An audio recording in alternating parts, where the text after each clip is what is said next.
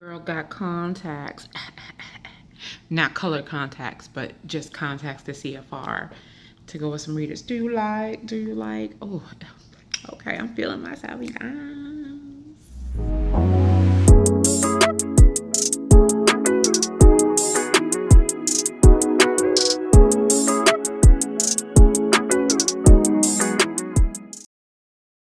Hey, good people. So it's still Monday, and I'm in my office, and I just happened to check my school like attendance, like students in my class, my roster basically. And I knew they would turn it over because now summer school is done, so now it's time to turn over um, the roster and the actual whole system to the next school year. And I always look because I love to see what kids are coming in. I don't even know these kids. I've seen some of them, but again, because I am an ESOL teacher for language arts, a large population, anyway, a large population of the kids in our school are Hispanic anyway. But because I'm on a specific team, I'm going to get an influx of these kids anyway. And that is absolutely fine. I just don't speak in Spanish or translate anything for my kids in language arts because none of their tests are in Spanish. That includes the test that they get from me, the test they are going to get from the district, and the test they're going to get with the Georgia milestones. So giving them translated tests into their native tongue is actually a hindrance, not an assistance to them. Please keep that in mind if you are thinking about even having or going into becoming an ESOL teacher, or please do not translate your documents to their native tongue. It will hinder them. It actually just holds them back from being fully immersed in the English language. They will never have a test in our public schools that will be in any other language but English, especially if you live in Georgia State. I have never seen it. We have mentioned that this seems really unfair, but it's just how it is, how our public school system is set up. So please. And when they take the access testing, which is a testing to see how they are progressing in the English language, all of that is also in English. They have to write, they have to speak, and they have to read all in English on that test as well. The more you immerse them in the language, the better off they will do. What you can do is do adapted text, but adapted text does not mean simplified vocabulary. You still expose them to that academic language, whether it's vocabulary words that are important to a story, or in vocabulary words that are important to a lesson in general. Still expose that to them. Just keep some of the story points, well, for language arts, keep some of the story points as simple as we can without reducing the rigor of the academic language. Still give them those expectations. All right, enough with my public service announcement. So my homeroom, I have about 24 kids. This will always change. I will get a maximum of probably about 30. I have the smallest classes. So there's 24 in my homeroom, which means it's probably 24 across all of the other classes, my other three, peer classes.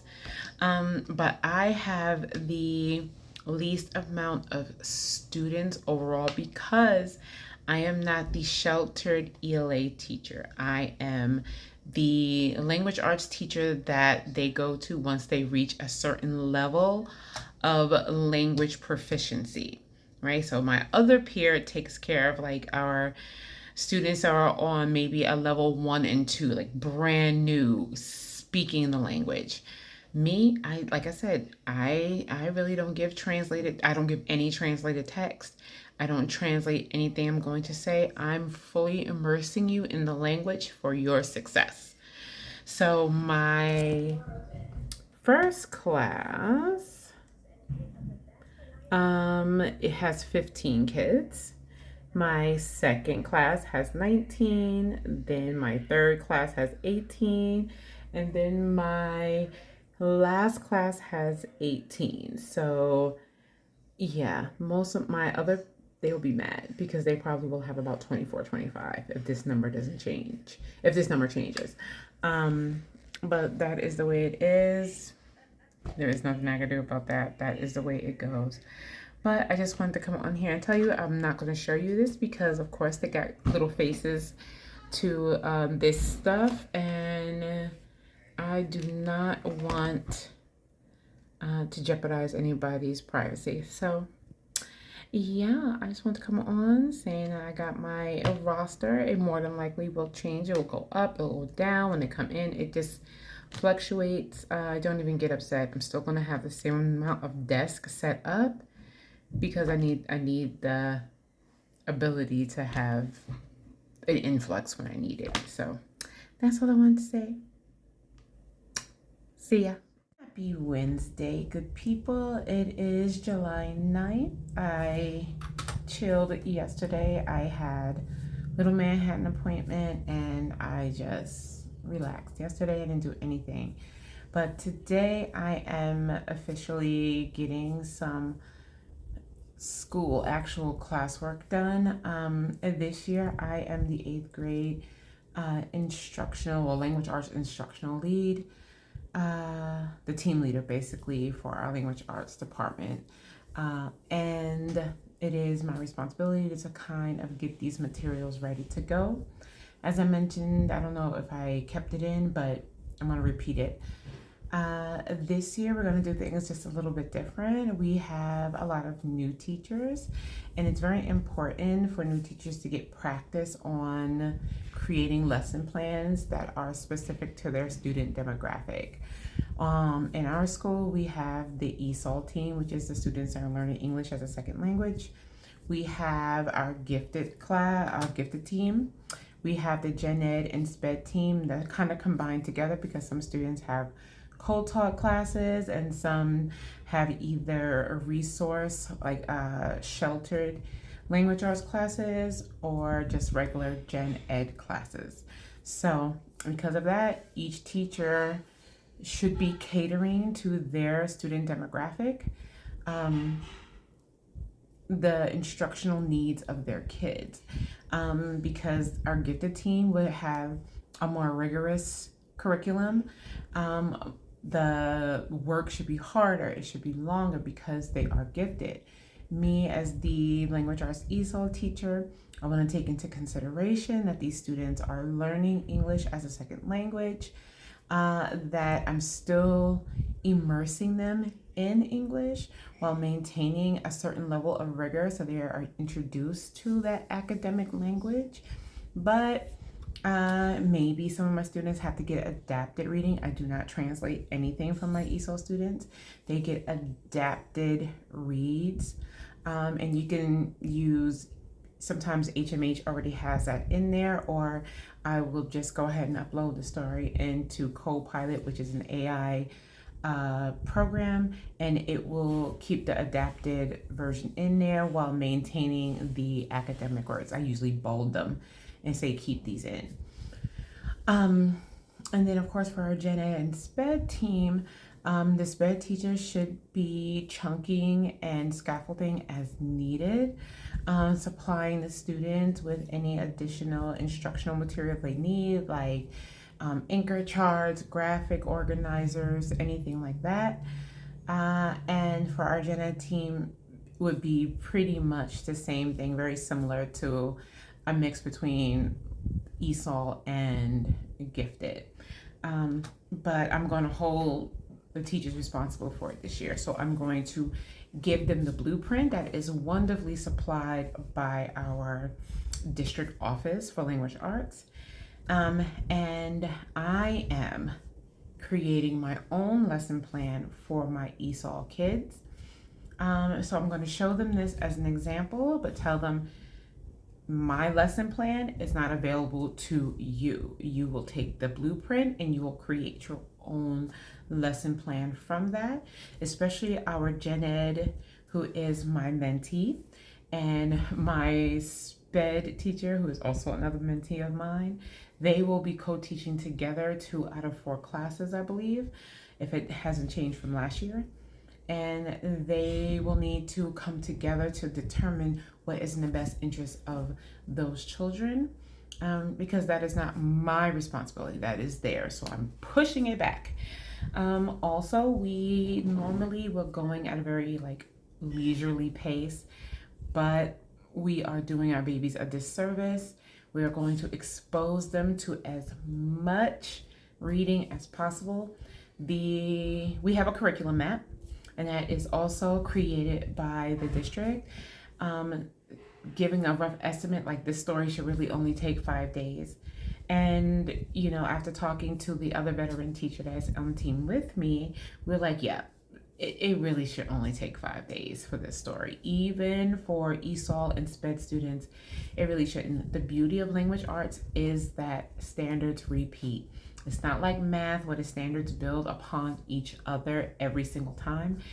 8th grade standards are 8th grade standards, and they come about repeatedly throughout the school year. So we have, those standards for literary texts, like our fictional text, and then we have the standards for nonfiction text, informational text, argumentative text, things like that.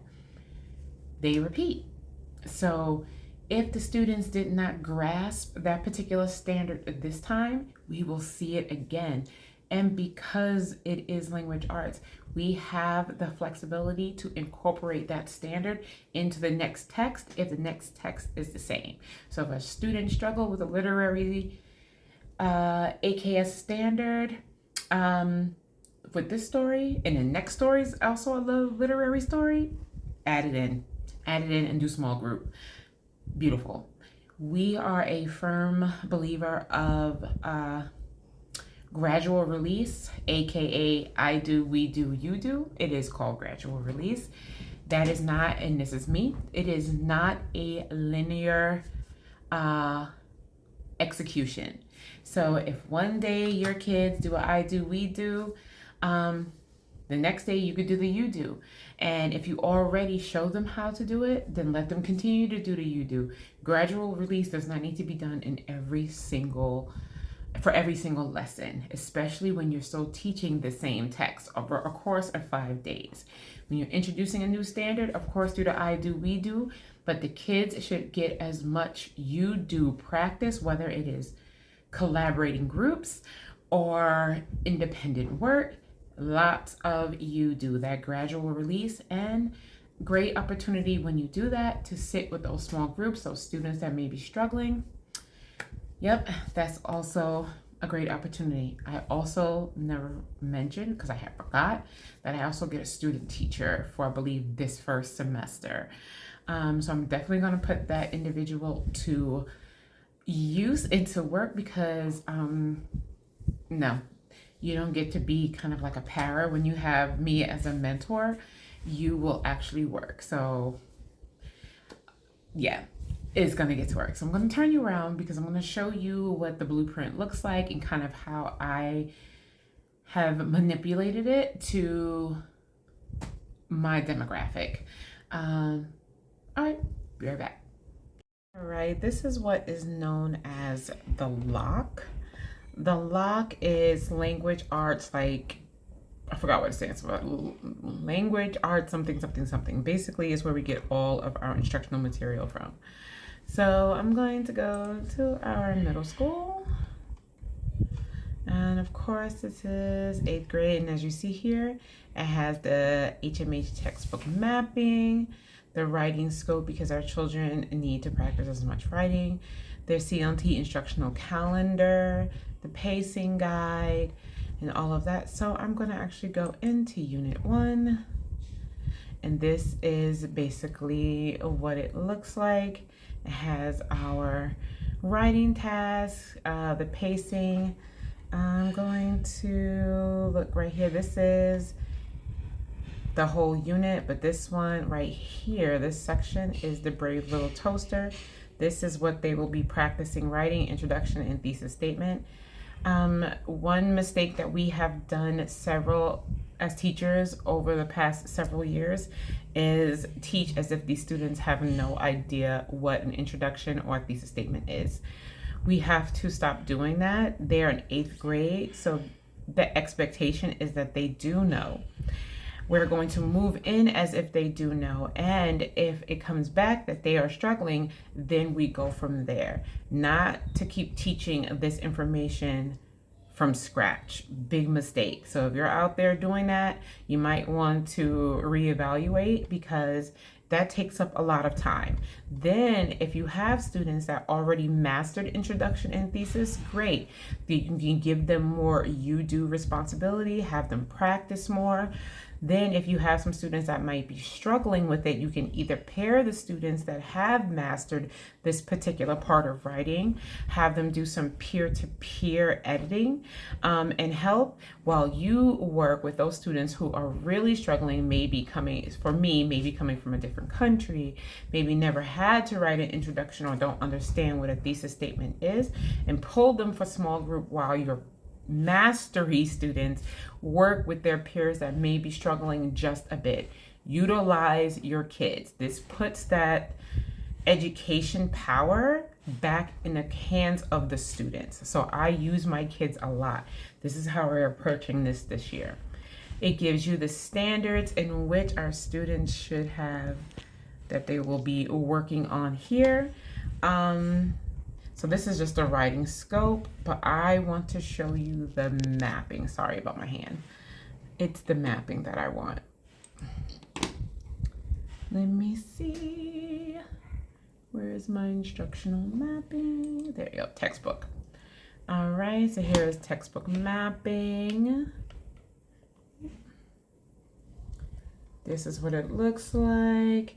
Down on the bottom are the stories. So this is gadgets and glitches. That's the unit. And we want the story. So this is the Brave Little Toaster. This one right here. Sorry I have a curved monitor, so it looks kind of wonky sometimes. I apologize. Let me see if I can just bring it in on here so y'all can see a little better. Yes, so here are the standards they're doing. We'll be mastering, and it shows you everything. Now, if I click the Brave Little Toaster, this beautiful little pop-up comes at the bottom. It gives you a lesson plan right here. I will be putting this lesson plan because it's editable, right? You see that, right? It's editable. Teachers only have to make a copy, and they will be able to pick and choose what they want out of here. So I am taking this. I am making a copy.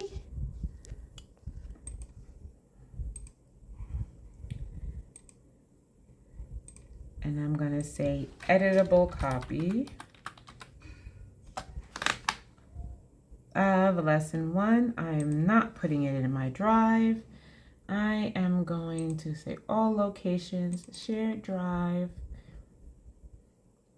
grade level, language arts, 2025. Here is instructional materials, gadgets, and glitches. As you see here, it's empty. Did I not do Brave Little Toaster yet? Nope. I'm going to add a folder. The Brave Little Toaster.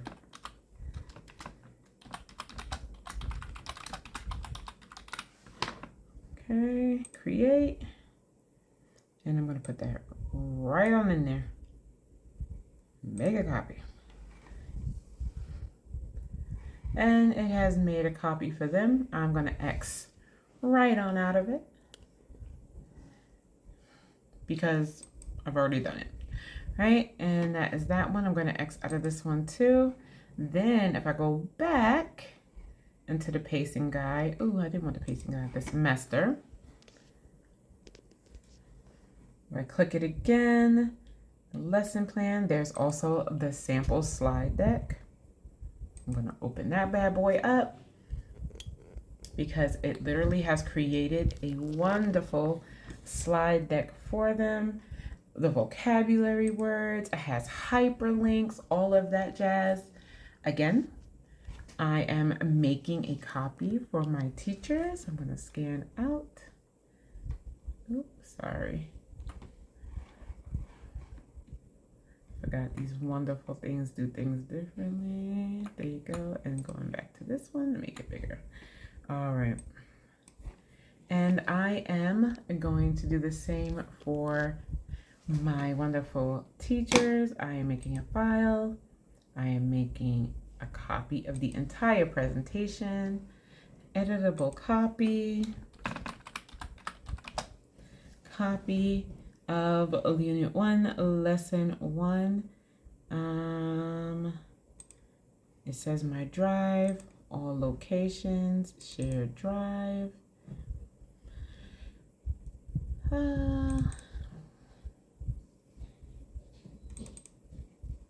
And again, instructional material. It says gadgets and brave little toaster. There they go. Make a copy.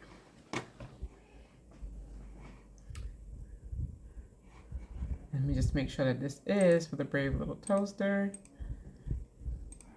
Yep, there you go. All right, so they have it all ready to go. Now I'm gonna X out this because this is all up in your face. And then I will show you mine. So I have already, I'm gonna leave this up. I have already been working on mine. So I'm gonna go back to my drive. Here, let me pull it up. Give me a second. Happy Thursday, good people. I wanted to actually finish my slides. Hold on, let me pause my little show here. I wanted to finish my slides so I can show you a full week of lessons, especially for those new language arts teachers. I'm not sure how you do it in your district, but I just wanted to create at least a full week of lesson plans. We don't have to show a lesson plan, so I actually just work off slides and have hyperlinks and all of that jazz. So I wanted to show you how I am doing my slides or teaching this lesson as an ML teacher or an ESOL teacher. So I'm just going to turn you around and show you my presentation, and then I'm just going to close out the vlog. I'm not going to do anything tomorrow. Your girl has to teach tonight, like early in the morning, like 12 o'clock on Poly English. And then I have 2 classes there, and then another class, that's my dryer. And then another class early in the morning on Lingo Ace. I did all of my stuff for VIP Kids, so I'm just waiting to get some classes there. And yeah, that is the update on the side hustles. But again, like I said, this week was dedicated to me prepping some of the stuff for the actual school year. So let me turn you around and I'll show you the magic. Hold on, I can actually just be right back. So here is, forget the date, and that's my little ring light. But here is what my slide, this is the slide that the students see when they come in. It tells them all that they need for the day, and they have 8 minutes to complete everything on here. This 8 minutes really is for this, but it's just a quick little journal prompt because we're making the students write a lot this year. Lo-fi vibes. All right. Next is a recap of the warm-up activity. I just want to kind of introduce it because this is the first time they're seeing this story, and we're just warming up and kind of building some background knowledge, basically. So we'll just talk about it real quick. And then we'll have our I can statement. This will change each and every day, almost. Here is the story that they're going over. This lets them know we are on day 1 of 5. I always introduce what the next activity ahead of time, so they know right now we're going into the vocabulary of the day. And they're just going over some of the vocabulary that is actually in the story. Helping them make some sentences to make a connection with the word in their world. This was already part of that slide deck that I showed y'all from yesterday. So I just left it as is. Again, I think they only get 3 words this first day. Yep. And then we go into building some background knowledge. They get to see the essential question introduced through HMH. Next, we are building some background knowledge. They're learning about technology because this whole unit is called Gadgets and Glitches. It's all dedicated to technology, both literary text and informational text.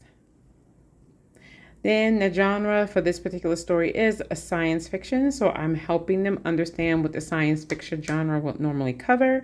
So they're going to do an ed puzzle, and we're actually going to do this together. I originally was going to have them do it independently, but just in case there's any issues with Chromebooks, because we did have that issue last year, where students didn't get to have their Chromebooks right away. It was something going on with the district that they couldn't get them, whatever the case may be. At least when I know that we can go ahead and carry on with part of the lesson. So we'll do this as a whole group. And this is hyperlinked down there in the blue. Then I'm letting them know we're going into story elements. The genre, again, of science fiction and how it connects to different story elements, mainly the setting. We talk about the plot stages. This, of course, should not be unfamiliar to them. They should have already known what the plot stages are. They've learned this, hopefully, within other grades. It's just a recap, plus this anchor chart they will get for their binder. Again, here is another activity where they're going to have to go into writing down their notes, analyzing the impact of science fiction elements is going to be found in a Google classwork. We're going to read the story, and because this is an ML class mostly, we will read the entire story. It's going to be a read aloud so the kids can actually hear the fluency and fluidity of the words and the pronunciation. So I love read aloud with HMH. All right, then we do the I do, we do, and we will not get to a you do today. Here we're just breaking down paragraphs 1 through 5. We've read everything, but just paragraphs 1 through 5. We're going to be talking about the setting. Then we're going to examine the setting for paragraphs 6 through 14 together. And we're just talking these out. They might want to take notes, but we're going to talk it out. I don't always want them to write. I like to tap into all my styles, my learning styles. So sometimes just having a visual and having a conversation is enough to connect the pieces for our kids. Then I always do a ticket out the door. Ooh, it is about to storm, honey. Did y'all hear that? Woohoo! All right, so here, this homework. The students will have to reread The Brave Little Toaster. I give them a copy of it for their binders, so I am instructing them to reread it. And then they will do this ticket out the door. They have to tell me which one it is in order to leave the classroom. All right, the next day they have the same thing again. We'll change the I can statement, go over vocab again. Same kind of vocabulary just to kind of get them used to it. But I think there's only 3 words again. Maybe 3 or 4. But they will have a whole list to go in their binder of all of these words just to help them if they want to practice a little more. I don't give vocab tests, but I just want them to get some help. Okay, here is a video that's connected to this particular slide. It's actually a Disney. Hold on one second. Okay, so sorry. After you watch the video, we will answer this prompt together. What positives and negatives can blah, blah, blah, blah. We're going to make a quick list together. Again, going over more story elements. They're going into character motivation. This anchor chart will also go in their binder. Then we will talk again about the setting. And actually, I'm going to change that. I meant to change that. So it's not going to be science fiction setting. We're going to go to science fiction character development because we want to talk about the causes and effects of the main character's actions. So this is going to be character development. All right, again, character development, and we're talking about causes and effects. And here's an activity we will do together. I might have them with a dry erase board. They're going to tell me once I read the action and what paragraph I got it from. Is it the cause or the effect?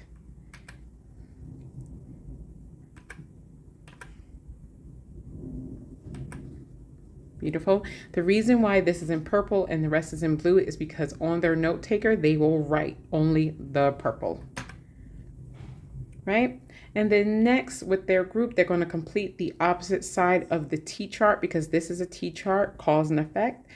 They will write it on whatever side it belongs to, and then they will have to write the missing information, such as the effect. Was it the cause?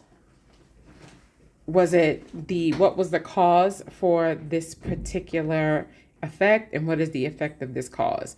Because I have to reiterate that students always think that the cause and effect go right behind each other when sometimes it's reverse. So I want to see if they're able to pick this up. Again, this is not new information. They should have already known about this. Again, take it out the door. Next day, new prompt. Day 3, they will get a new I can statement. Vocab again. Here, vocab is a little bit different. They will have, I'll print this out for them. They will have to do this beautiful slide. If they have Chromebooks, I will go ahead and make this a slide for them just to make it easier for them to type. Or if they don't have it, I can print it out.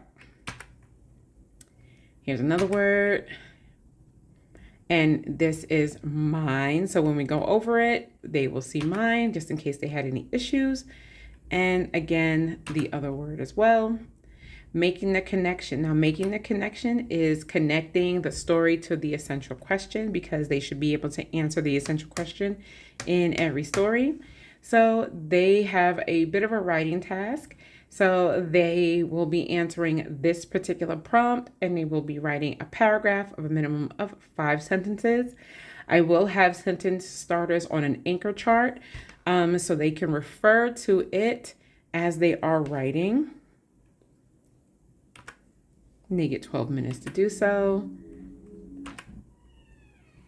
Then we are going to, of course, make a connection to the Internet of Things, breaking down what the Internet of Things is, what the Internet of Things is, yeah, because it's a network, and seeing if, Mr. Toussaint's house was connected to the Internet of Things and how this particular loony goonie is connected to that Internet of Things, so what does that mean?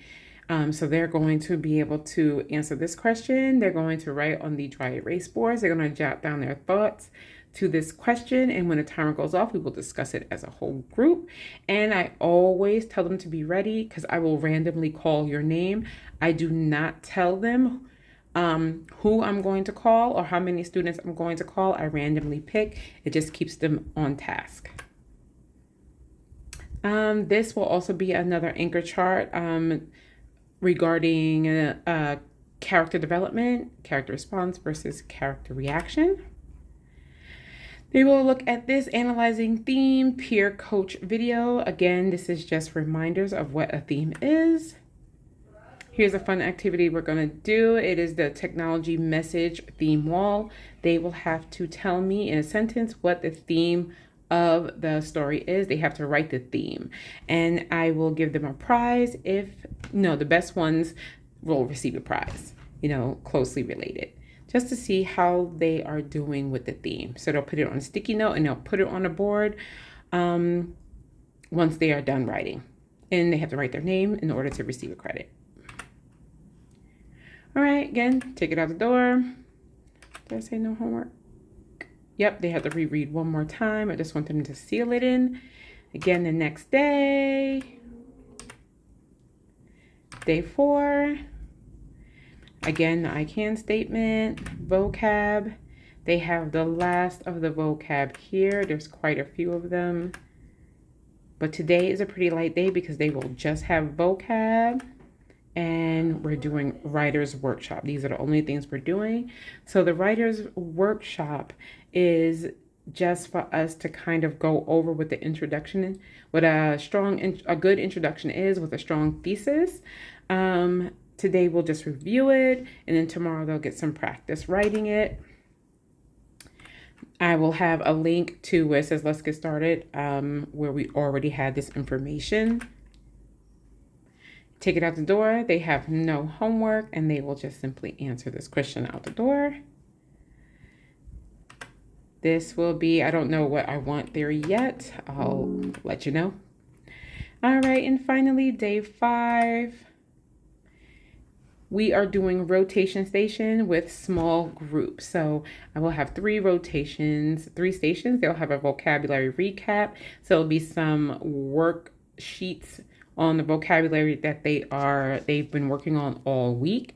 They will have the Brave Little Toaster recap, which is an ed puzzle, which is a guided reading ed puzzle. So they'll get to hear the story one final time and answer questions for comprehension.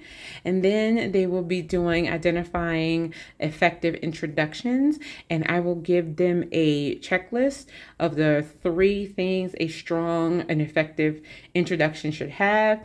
It should have an engaging hook, information and details about the topic that they are writing about, and they should have a thesis statement that states the writer's claim plus reasons. So they will have to review some introductions and tell me if it is an effective introduction. If it is, yes, they move on. If it is not, they say no, and they have to tell me why. What is it missing? So I want to see if they are able to identify it. So each station, they will have to bring their Chromebook, pencil, and binders along with them. So when the timer goes off, I'll have a separate slide for the timer. They will rotate while I'm meeting with my small group. My small group will meet with me for the entire duration of these rotation stations. And this is random because this will be our first one, but it'll be a great opportunity for me just to work with the kids to kind of to get an understanding of what they comprehend, what we need to work on, what they felt they struggled with this week. So I will be doing this every single week. Hopefully it works. And then the week after this, they will then go ahead, spend about 20 minutes writing an effective introduction and thesis on their official writing task for this story, which was on our mapping. And then I just tell them to have a group again. Once they... And like I said, once we have the writing task done, we move on to the next story. But I do not give them the entire period to write an introduction. It's a paragraph. It's not that deep. So let me just turn you back around so we can close it out. All right, good people. So with that being said, that is all that I'm going to cover for this week. Like I said, I have a couple of classes Friday. Tomorrow is Ryan's birthday. So please, if you're on here, please write in the comments, happy birthday, Ryan. He turns 11, my little man. Saturday I have classes, and Sunday I have classes. And then I won't pick up the camera until Monday, and then next week, who knows what the topic will be. Next Thursday and Friday I go back into my classroom, so maybe I'll just do maybe a quick recap of, not even a recap, letting you know what I do for the first few days of, well, how I connect with the kids, beginning of the school year, maybe procedures and icebreakers, things like that. I hate icebreakers, but I try to have some fun with the kids. And then maybe take you Thursday and Friday on with me to my classroom to show you what I have done before and after. And I think that's it. So thank you so much for coming with me on this very short week. I know this video was a little long, but it's a teacher video, right? So please, if you like the content, please like, follow, and subscribe. Leave a comment. Feel free to ask any questions. And I will see you next week. Adios.